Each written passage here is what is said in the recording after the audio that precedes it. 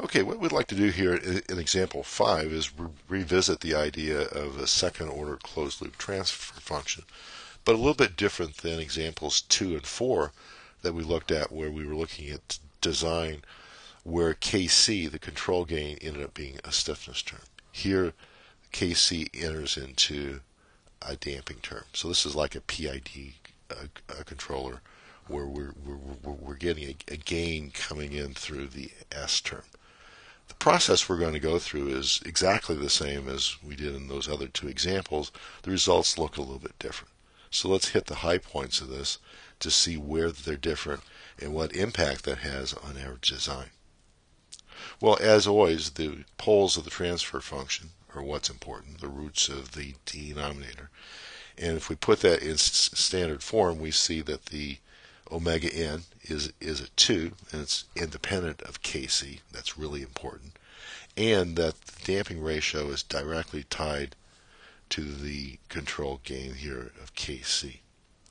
So in summary, what we have is that if we look back at our poles here, when Kc is a 0, then our two poles are purely imaginary. They lie on the imaginary axis at plus or minus 2. The critical value of damping, that is when Kc is a 1, the poles are repeated. That's where they split from complex and become real. Therefore, for Kc between 0 and 1, the poles are complex.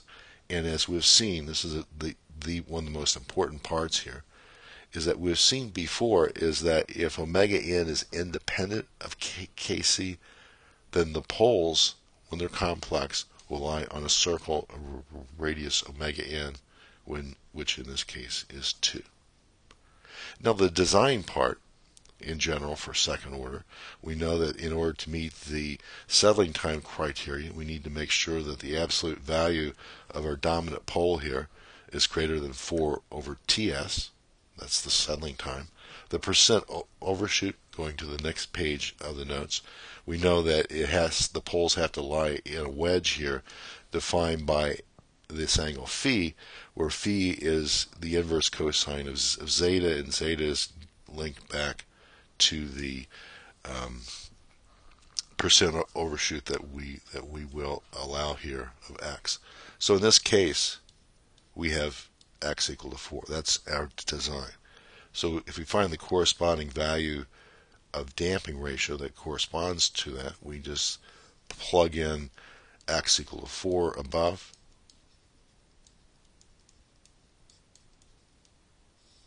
and that damping ratio ends up being 0.716. Therefore, the angle of that wedge is the inverse cosine of 0.716. So it's roughly at a 45-degree angle. It's 43.3 degrees. Okay. So in terms of what we have and where we want to be, well, the poles are going to be, when they're complex, we saw that they'll lie on a circle. So let me pull over a template here for me to use to maybe do a better job in drawing a circle.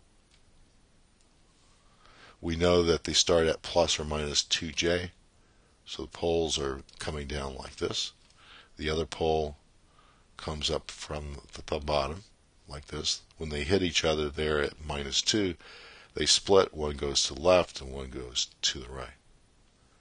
So that's the locus of the poles that we have for our closed loop control. In terms of our design, the important things, the lines here, the settling time, we draw a line here which is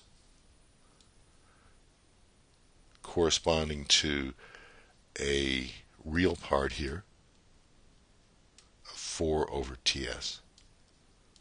So for this problem, Ts is equal to 4, so that's why I drew it there at 1. The wedge, the angle we saw was roughly 45, so I'm going to draw something pretty close to that for this one here, and then also it's wedge coming out with the same angle there. So this angle is at phi equal to 44.3 degrees. The point being is that we want to design our controller such that the poles are in this region to the left of the vertical line and inside of our wedge. So we need to make sure that our poles lie in here. What that says is that we have a critical value of Kc.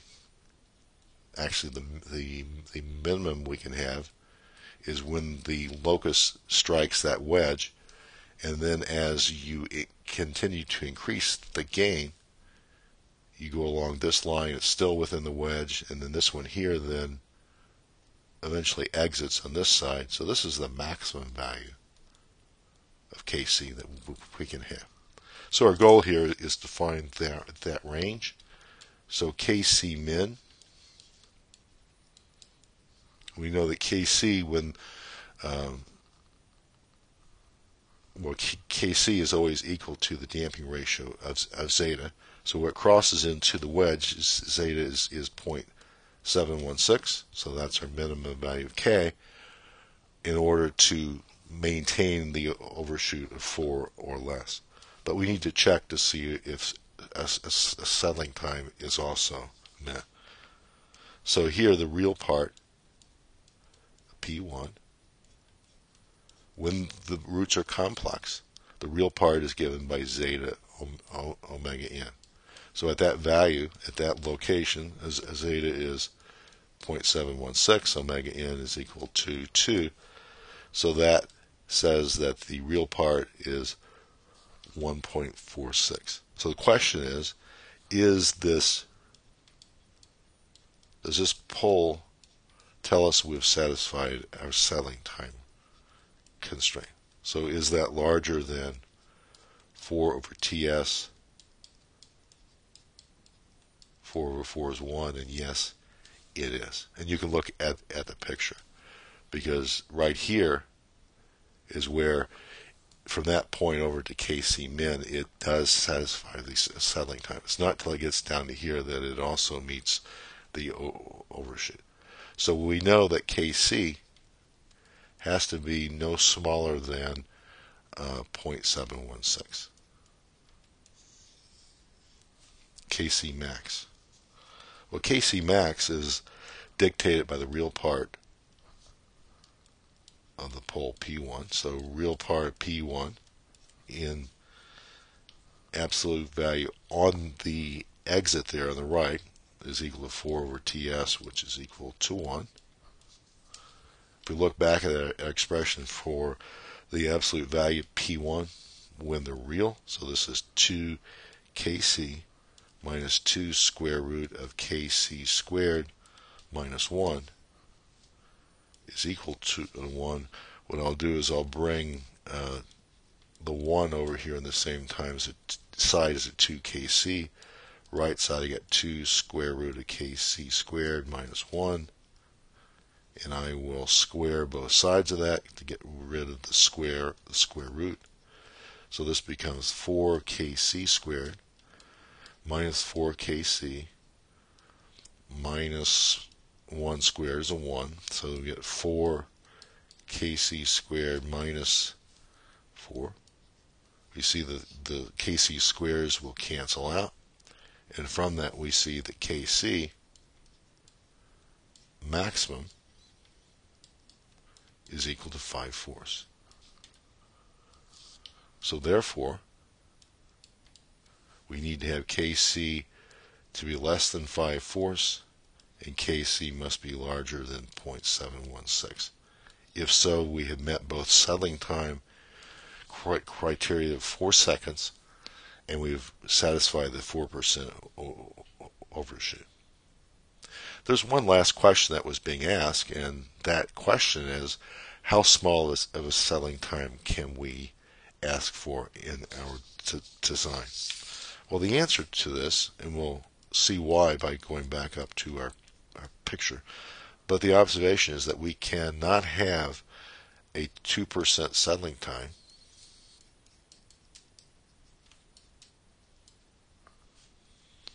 which is less than TS equal to 2. Why is that? Well, if we go back up to our figure, and the figure is one which gives us a lot of information, and that is we know this green dashed line here. This dictates TS. Okay, so if I move this over to right here, in order for it to meet the criteria being to the left of that, you have to have both poles to the left of that for all values of KC. It's not possible. Because definitely when they're complex, they're to the right. When you reach KC equal to 1, then 1 moves to the left of there, but unfortunately you have the one there that moves to the right. So this distance here corresponds to 4 over TS, which is, I say is 2, is equal to 2, which is where it ends up. So if you have that green line drawn any to the left of there, you cannot meet it with that design. You'd have to come up with a totally different control scheme in order to get the settling time less than 2 seconds. So this plot not only helps us get the answer, but it also gives us a qualitative feel for the influence of the control gain on settling time, and it tells us what we cannot ask for in our design.